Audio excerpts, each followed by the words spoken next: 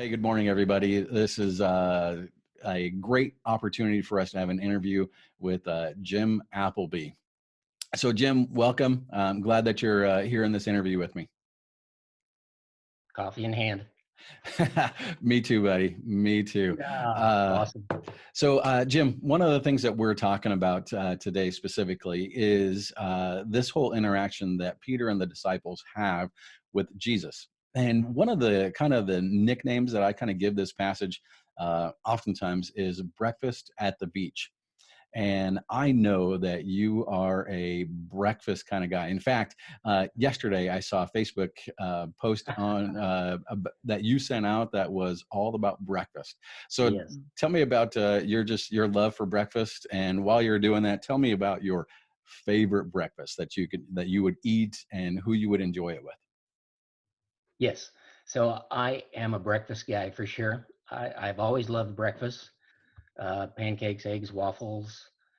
I love to go out with friends, and you and I have gone out multiple times to breakfast Hmm. to a couple of our favorite cafes.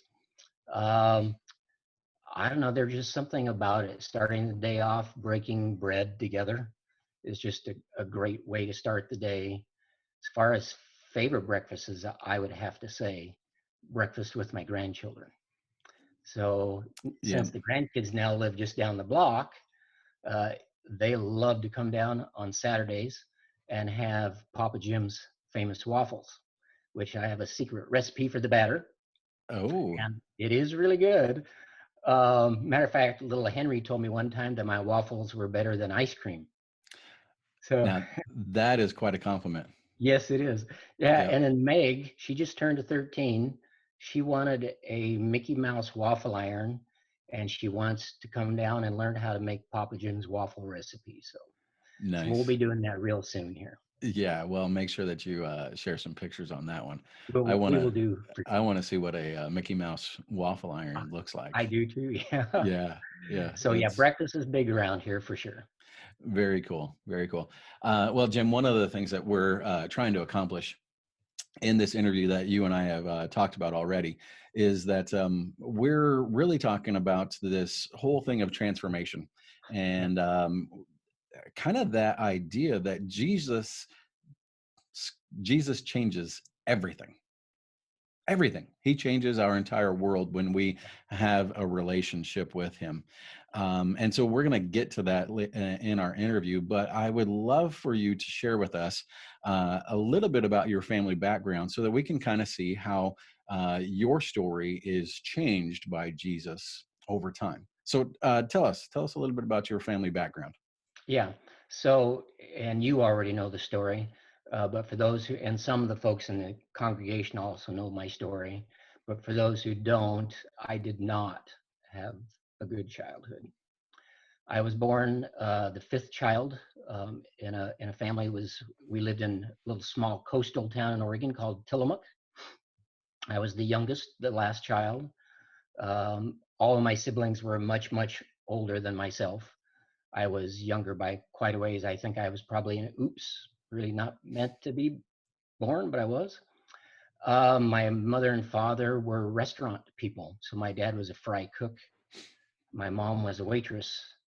And they spent almost all their waking hours working at the restaurant. Um, and when they weren't working, they were at home drinking. They were both uh, alcoholics. My father actually passed away at the age of 47 from cirrhosis of the liver. I don't even really remember much about my father because I really wasn't around him much as a father-son relationship.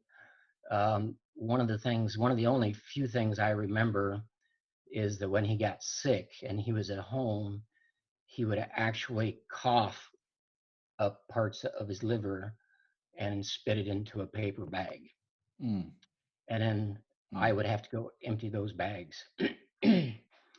Nasty, vile yeah. stuff. Yeah. Wow. So that lasted for 2 or 3 years while he did that at home, and then at the age of 47, he passed away of cirrhosis of the liver. My mother was already an alcoholic, drank heavily every day. It was not uncommon to see gallons, not small bottles, gallons of hard liquor around the house, Mm. multiple gallons of hard liquor. And they would drink 2 or 3 of those a day when they were home. And Wow. after my father passed away, my mom pretty well lost it. She kind of checked out. And so that left me to kind of fend for myself. We moved into town into a small apartment where she continued to work during the days as a waitress in the cafe, drink at night. And it was just a cycle over and over and over. And I would actually run away from time to time. And there was this old abandoned warehouse that was close by our apartment complex. And I would sneak in there, I would break in there. I had another friend who was kind of a similar situation. We would break in there and we would collect big boxes from whatever the things were in the warehouse there. And we'd make little tents out of them. And we would sleep there and just hang out for a few days just to escape. We would go steal food from the grocery stores. Um, we even would spray Pam cooking spray into a bag and inhale it, and that would give you a high, a kind of a cheap high. Hmm. Um, the police would catch us, and they would take us back to our families. They knew who we were and where we lived, and so that went on for several years. My sister, my oldest sister, who lives in Idaho, had went to Northwest Nazarene College there and had married into a good Christian, good Nazarene family there in Nampa, Idaho. And she found out what was going on.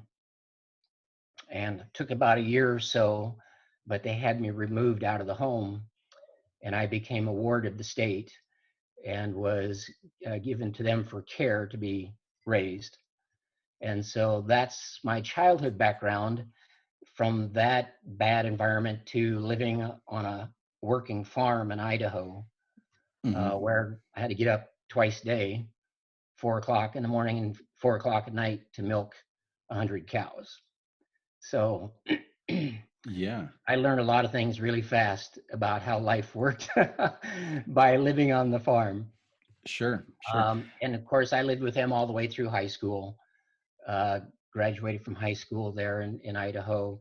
Went to Northwest Nazarene College myself for one term, long enough to find Darla, which was one of the best things that ever happened to me. You could say I chased her till she caught me. Okay. Um, from there, I didn't go to college long. I really was still kind of wondering on what I should do with my life. Darla finished her college. I joined the military, which was another good decision. They took us to Omaha, Nebraska, where I spent 4 years in the military. I got out of the military in 1983, and we lived in Omaha for about 11 years. I worked for a communications company there. We moved back to the West Coast thinking we wanted to be by family, but we had been in the Midwest so long, we soon quickly figured out that we were Midwesterners, Mm. and that's Hmm. where we need to be. So Yeah. we came back to the Midwest, and in this time, instead of going to Omaha, Nebraska, the company that I worked for before brought us to Cedar Rapids, Iowa. Okay. Moved to Mount Vernon, and I think everybody else probably knows the rest from there. Uh, Sure. Sure. I'm curious, Jim, and this isn't yeah, part of our previous conversation, yeah. but did your family dynamics, did that have any, did you develop any like abandonment issues that you had to wrestle with as you were maturing into adulthood and things like that? Yeah, I think anybody probably would. I had some trust issues. I Mm-hmm. had really, really bad anger issues Mm. because the environment I was in, I was pretty much a street rat, right? I just kind of lived on the street, Mm-hmm. and it's a tough world.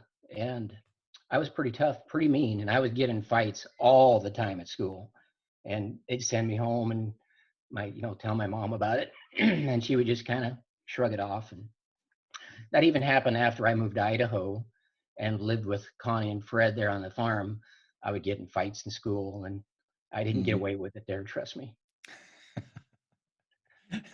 Well, that's probably a good thing. It was probably good for you to not be able to get away with that anymore. That's right. Yes. Yeah, yeah. Um, Tell me, a big influence in your life was your sister's family. Yes.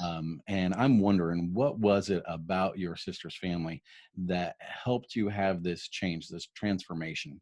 Yeah. A couple of things.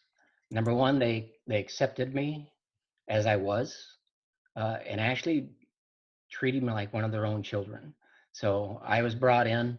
I'm 13 years younger than my oldest sister, and they just pretty much adopted me right into the family. And matter of fact, to this day, my nieces and nephews, who are their children, actually call me Brother Jimmy. They consider me their brother, not their uncle. Mm-hmm. So that's one thing. The other thing I could think of is they did not cut me any slack from my background, from what I went through. They still expected me to turn into something and to be something someday.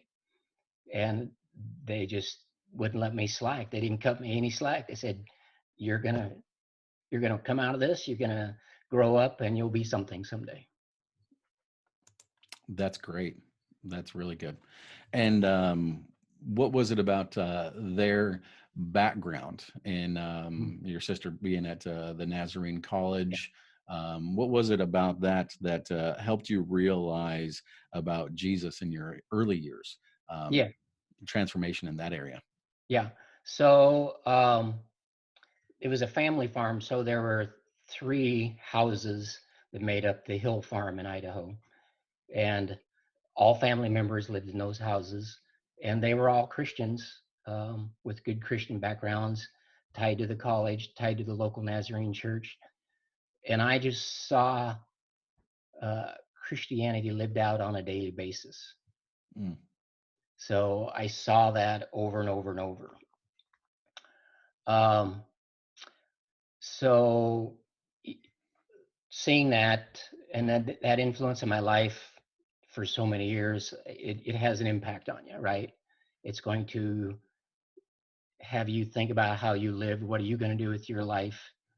We went to the old style tent revivals every summer mm, that they had sawdust floors, white tents, just like you see in the movies, right? uh-huh. The guys singing the old gospel songs, and all of that had an influence on me. Okay, good.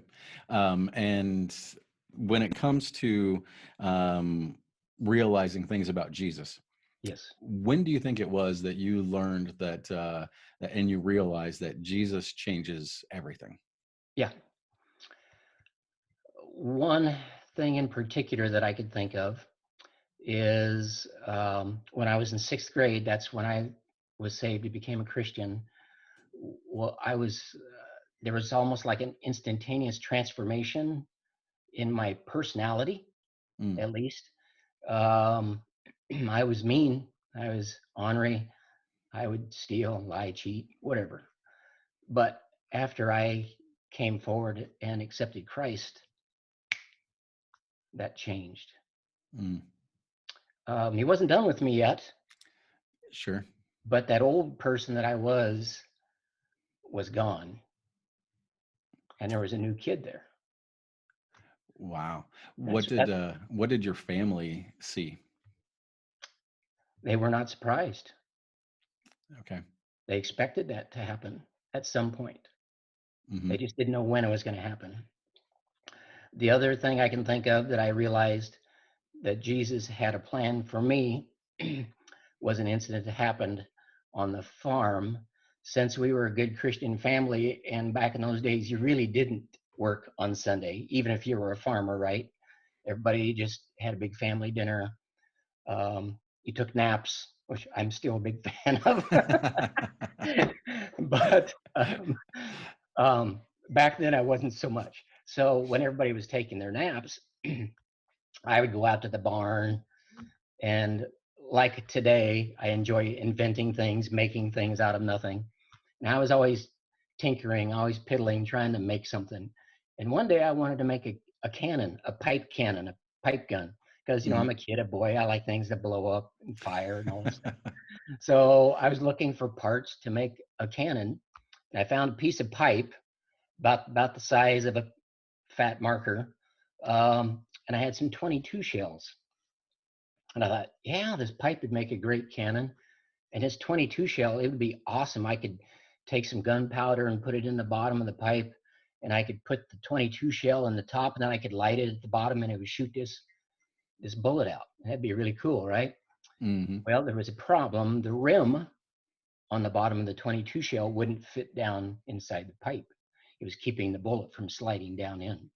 So I thought, I'll just grind that rim off. Now, anybody that knows anything about 22 shells, they're called a rim fire bullet, which means any impact to the rim makes the bullet go off. So I took the bullet, and I'm gonna do this for a visual. I took the bullet, let's say this is the tip of the bullet right here. Mhm. I was holding the bullet just like this in my hand on the grinder, and I was grinding the rim off of that bullet. And that bullet went off. Now it was pointing directly at my face. I felt that bullet. It was like slow-mo. I felt that bullet come right from my face. It went past my face and slammed into the wall behind me. That bullet should have shot me in the face. Right. It was pointed right at me. But I'm convinced to this day that Jesus had a plan for my life, and he pushed that bullet out of the way. Mhm. Wow. Wow. It's amazing. It truly is. I mean, when you think about what you're talking about and how Jesus does those types of things, he works miracles in our lives, and Mm-hmm. he helps us with that old versus new thing that we've Yeah. often talked about, not only on Sunday mornings, but in some of the discipleship classes that I lead. We talk about this old versus new, and how important that is. And I'm so glad that you get to see that difference, because in your own life, if you don't see it, then it's kind of like, Yeah. I don't know that. Right. But you get to experience that, and an amazing thing to see. So one of the things that you talked about was that you did have an instantaneous switch. It was like the light Yeah. bulb went off and went on, Yes. and it went off in the right direction where you were a different kid. Yep. Was there anything that took longer? Was there some part of your transformation that just, it didn't happen instantaneous, but over time, maybe, or maybe it was a later thing that was okay, we're done with that as well. Tell Yeah. me a little bit about that. There was an area where I still struggled a lot with, and that was the anger uh, and hatred that I had, right? Hmm. Because of what had happened to me in the past. And I still didn't let go of that. I still held that. Mm. Even though my behavior as a human being was changed, I still had this anger and hatred in my heart. And it would come out from time to time. And that's probably why I still would get into fights from time to time. The anger served me well, like when I was playing sports and stuff, because I it was a natural outlet for me to let that anger out, right? Sure. Yeah. But it was hard to control, and even as a young adult, it was hard to control. And Darla will tell you that there were times when it got out of control, and I would kick things, hit things, yell, scream loud. Um, but that was also delivered from me uh, through an incident that happened with an argument we'd had, and the kids were around, and I was yelling really, really loud, slamming things, throwing things, and I was leaving the house, walking out of the house, and my son was crying, and he goes, "Daddy, don't leave,"